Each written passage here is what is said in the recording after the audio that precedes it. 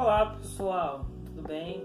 E aí, espero que estejam todo mundo bem, que todo mundo tenha aproveitado muito bem esse feriadão. Feriadão, não, feriadinho, né? Poxa, um dia só, né? Mas um dia que dá uma ajuda, né? Lembrando que estamos aí hoje no Dia dos Namorados, dia de muitas paixões, dia de muitas coisas, né?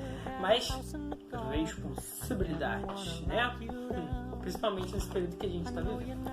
Galera, hoje a gente vai continuar falando de Platão, beleza? Platão, a gente já viu que é um dos principais filósofos desse período. Platão é aluno justamente de Sócrates.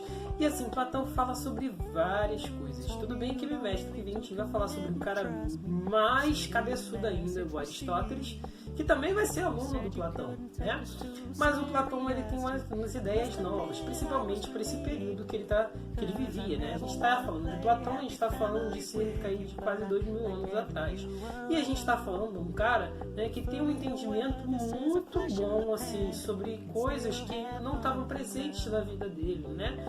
Por exemplo, a gente não consegue enxergar muitas coisas no nosso cotidiano, né? Mas a gente sabe que existe. Como assim? Olha, nosso próprio entendimento de estado é algo abstrato, né? A gente não bota a mão em um estado, mas a gente sabe que ele existe. Beleza? Mas não existe o Palácio do Planalto, não existe a Câmara dos Deputados. Sim, existe, mas aquilo não é um prédio. E assim como qualquer um prédio, eu posso transformar a minha casa no meu palácio e chamar isso de meu estado. E o Estado está onde? É aí que é essa grande questão. Hoje eu quero falar sobre duas coisas para vocês, fundamentais para entender esse pensamento justamente de Platão, beleza? O primeiro que a gente vai falar é sobre a dialética de Platão, né? O que é dialética? É como o Platão entende, né? Ele transforma o diálogo, né, em algo racional, como ele utiliza o diálogo para o ponto de vista racional, né? E aí a gente vai ver isso. Outro que a gente vai falar é sobre a reminiscência, né? Ou justamente a gente falar sobre os aspectos da vida, né? Da alma, que são fundamentais também para a nossa vida. Lembrando também que é muito próximo às ideias de anamnese, né? Ideias de anamnese que são muito utilizados pelos espíritas, né? Pessoas que acreditam justamente em comportamentos espirituais, né? Em espíritos em si que vagam pela Terra. E aí isso é muito interessante também a gente acabar falando. E olha só, a gente está falando de um cara já de bastante tempo e ainda tem ideias tão atuais. Beleza? Então vamos lá. Primeira coisa que eu quero só lembrar para vocês é o quê? Que é as ideias do mundo sensível e mundo inteligível. Só para a gente dar uma lembradinha, beleza? Para ninguém ficar meio perdido. Quando a gente fala de mundo sensível, é o mundo das experiências, é o mundo das sensibilidades, né? Deus está passando a mão aqui, no meu braço, e eu estar sentindo todas essas sensações, né? Esse é o mundo inteligível. O mundo... Perdão. Esse é o mundo... já estou ficando maluco, Esse é o mundo sensível. O mundo sensível é o mundo real, beleza? O mundo que a gente está vivendo. Sentindo experiências, sensações, toques ao redor. O mundo inteligível é o mundo da imaginação, é o mundo da abstração, onde eu posso construir tudo a partir da minha cabeça, né? Então, quando eu falo que, por exemplo, existem leões voadores, isso é o mundo real ou do mundo da minha cabeça? Quando eu falo de números matemáticos também, eu falo de coisas do mundo real ou coisas da minha cabeça, né? Então a gente vê que é o seguinte, esse mundo inteligível, né, passa pela nossa capacidade de construção lógica de coisas, né? E aí a gente vai caminhar justamente para a ideia da dialética, que vai levar justamente a gente a partir do mundo sensível, que é o mundo das experiências, o mundo das sensações, para o mundo inteligível. E por mais que esses dois mundos sejam diferentes, né, para o Platão ele diz que é o seguinte, esses dois mundos vão caminhar juntos, né? E a gente vai andar com esses dois mundos para a nossa vida o tempo todo. Como? Olha só. E aí a gente vai começar a ver justamente a questão da ideia da dialética platônica, né? E aí eu vou começar a falar sobre a dialética. A dialética ela vai surgir com o Sócrates, que é professor lá do Platão, né? E o Sócrates vai falar que a dialética, né, é um processo de exploração de conhecimento através da ironia, né, através do diálogo, através justamente do autorreconhecimento e da reflexão, né? E até o próprio Sócrates diz que devemos conhecer a nós mesmos. Então é um processo de reflexão. E aí você faz um processo de reflexão através do diálogo, ironizando, justamente interrogando, justamente levando a um processo que a pessoa questione os seus próprios conhecimentos de mundo e suas vivências, para que você possa chegar justamente no entendimento sobre algo, né? Que você, olha, eu não sei nada. Então, quando você parte de saber alguma coisa, de não saber nada, você tem um princípio de que, agora eu posso repensar sobre isso, né? E a dialética, ela praticamente é aplicável em tudo na nossa vida. Quando a gente faz vários diálogos sobre várias coisas, né? Quando a gente conversa sobre política, quando a gente conversa sobre ciências, quando a gente conversa até sobre futebol. E aí você vai conversando sobre futebol, né? Tudo bem que futebol não se enquadra tão bem, mas é um exemplo. E aí quando você começa a conversar sobre futebol, e aí você começa a ter novas ideias, ouvir novas ideias, né? Você desconstrói o que você tinha no passado. E aí você passa a ter uma nova ideia, beleza? Sobre outras coisas e pode construir novas concepções, beleza? E o que vai ocorrer? Quando a gente fala sobre as ideias justamente de Sócrates, né, a gente está falando dessas ideias de diálogo, de confrontamento, né, da dialética, do uso do conhecimento, né, do saber do nada sei. E aí isso para Platão já é um pouco mais diferente. Ele diz que ele utiliza essa dialética, né? Ele utiliza essa dialética para um caminho de processo de conhecimento, né? Um processo de conhecimento ascendente, então que é de baixo para cima, né? Vai subindo.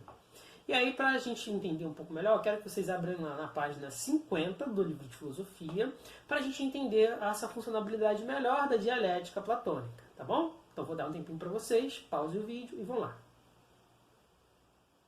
Voltaram, né? Já deu tempo, já vocês pausaram o vídeo, né? Não precisava passar muito tempo. Essa dialética platônica, ela começa no seguinte, ela começa no mundo sensível, né? Que é o mundo que a gente vive, o mundo que a gente está vivendo agora, né? Nossas sensações, nossas representações, tudo que a gente vive, tudo que tem ao nosso redor. Então, essa ideia do mundo, né, sensível, né, do mundo real, a gente parte por um conjunto de experiências. Então, a gente está vendo aí, né, essa dialética, e aí tem como se fosse uma formação de subindo, né, então por isso que eu falei que ela é ascendente. E aí a gente está vendo a imagem das coisas sensíveis, cópias das ideias, né? Então o que a gente tem no mundo, né, sensível são cópias de outras coisas. E a gente continua subindo. Aí você chega justamente à ideia de crenças e opiniões de coisas sensíveis. E aí você começa a ter percepções sobre coisas, né? Pô, será que isso? E aí você começa a fazer um processo de reflexão. Então você enxerga primeiro, depois segundo você começa a fazer reflexões sobre algumas perspectivas da sua vida, né? De coisas ao seu redor também. Segundo, você vai para a ideia, terceiro, você vai para a ideia, né, de raciocínio ou pensamento discursivo. Então, olha só, eu olhei, identifiquei, comecei a pensar, levei a um processo racional, né, porque tem um pensamento irracional e um processo racional, então eu levo esse pensamento para a racionalidade, que é o terceiro ponto, e aí eu começo a fazer reflexões racionais sobre as coisas do meu cotidiano, as coisas que eu enxergo através desse mundo sensível, né? E aí, o que eu vou levar justamente para o último ponto é a construção de uma ideia, né, da idealização das coisas a partir justamente do meu mundo, né, sensível, do mundo sensível para o mundo inteligível, que é o mundo justamente da minha cabecinha, da minha abstração, do meu mundo lógico. Então, ó, o mundo sensível das sensações, onde não tem lógica, onde você só tem as sensações e sentidos, e o mundo da inteligência, que é o mundo justamente onde as minhas ideias estão, que é o mundo inteligível, beleza?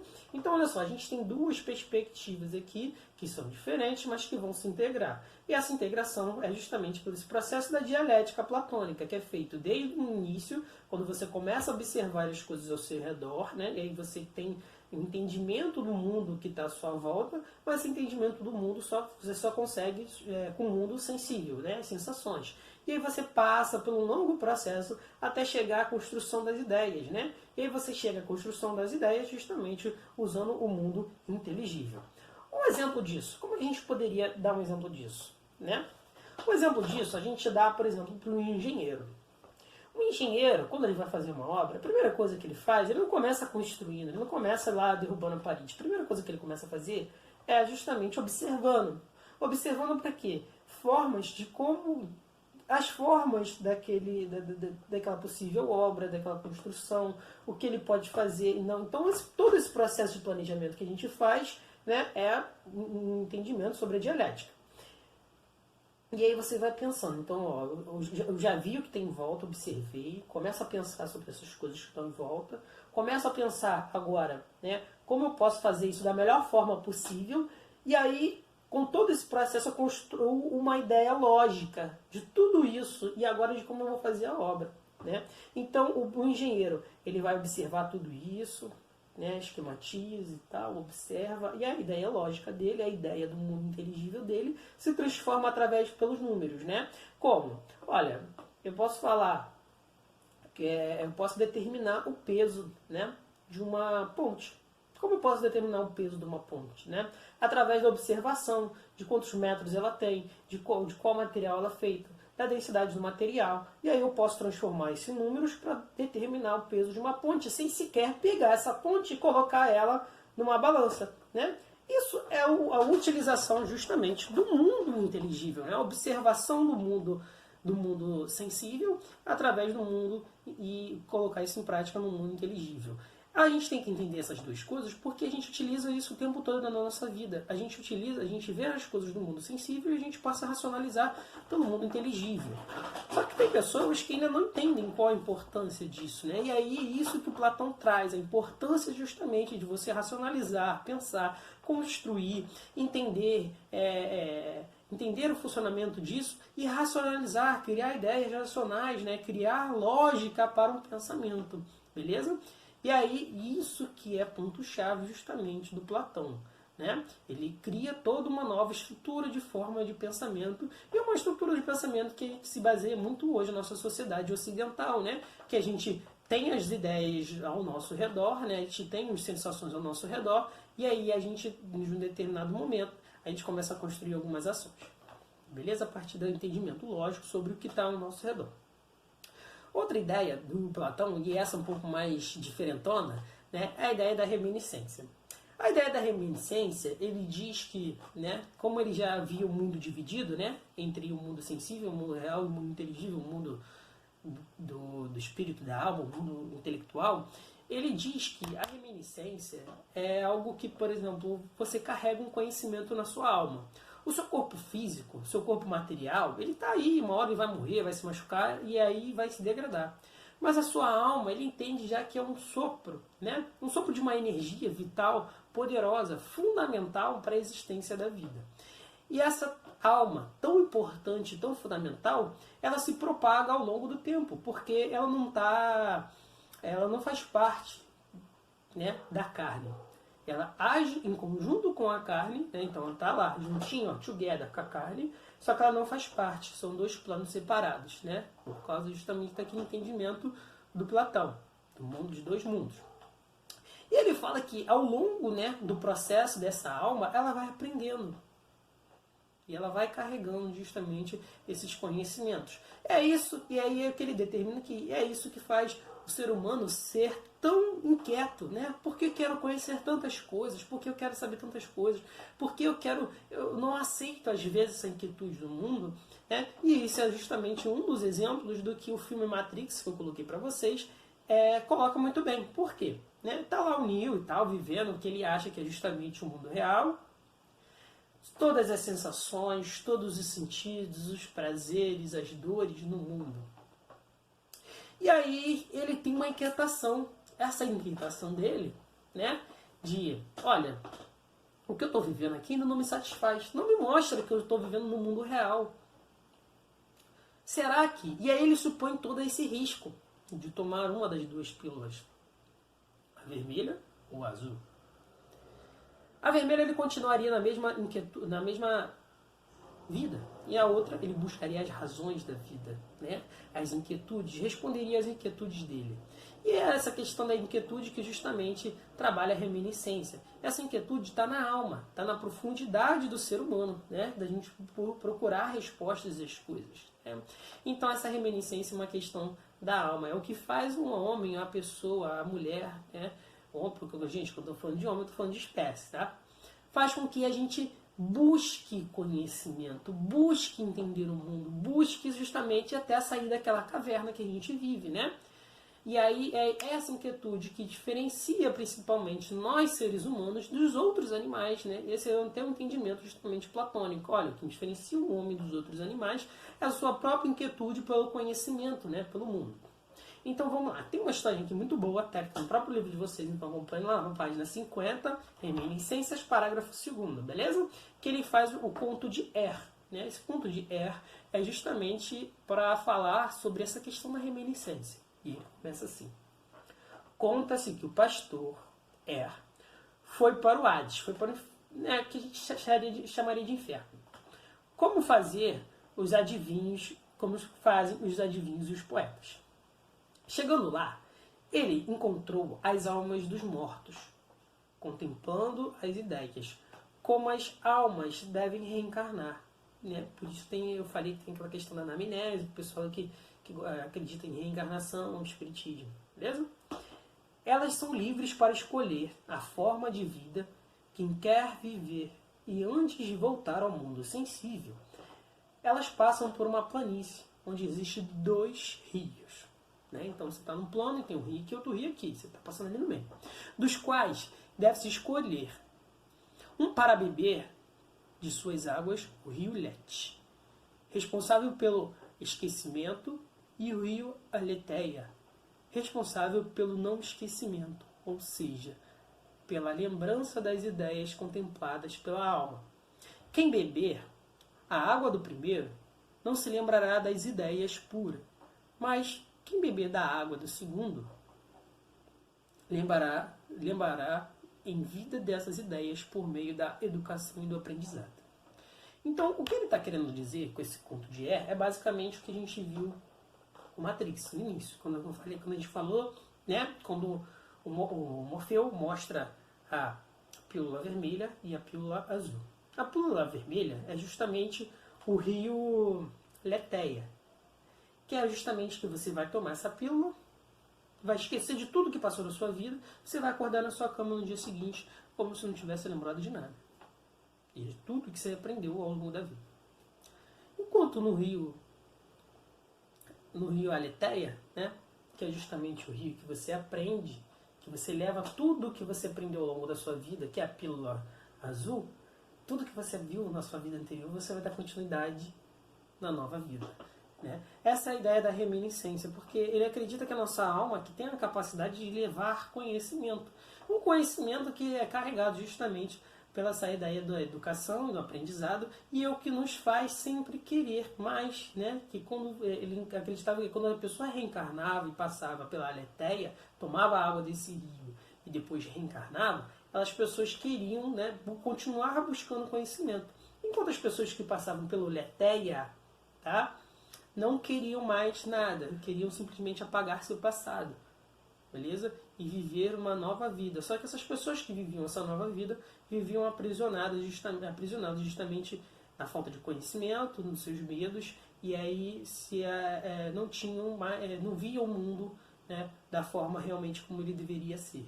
Né? Então por isso que você tem pessoas que têm a avidez de aprender e de conhecer o mundo, e você tem pessoas que não, que têm um caminho justamente ao contrário. Beleza? Gente, a gente encerra por aqui. Na próxima aula a gente vai falar da justiça, em ideias de Platão, sobre justiça e dimensões sociais. E a gente vai falar sobre ideias de Estado. Beleza? Um abraço para vocês. Espero que vocês tenham gostado dessa aula.